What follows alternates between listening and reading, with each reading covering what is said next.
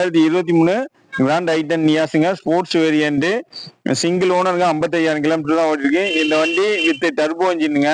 பிக்கப்லாம் நல்லா அல்டிமேட்டா இருக்கு. மைலேஜ் வைஸுமே பாத்தீங்கன்னா ஒரு 16 அந்த ரேஞ்ச் வந்து மைலேஜ் தாராளமா கொடுக்கும். ஆப்ஷன் வைஸ் பாத்தீங்கன்னா அவுட்டர்ல உங்களுக்கு 4மே அலாய் வீல் வந்துருது.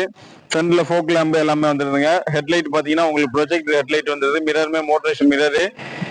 டயர் வைஸ் பாத்தீங்கன்னா ஃப்ரண்ட்ல வந்து பாத்தீங்கன்னா ஒரு 90% இருக்குங்க. பேக்ல வந்து ஒரு 70% இருக்குது.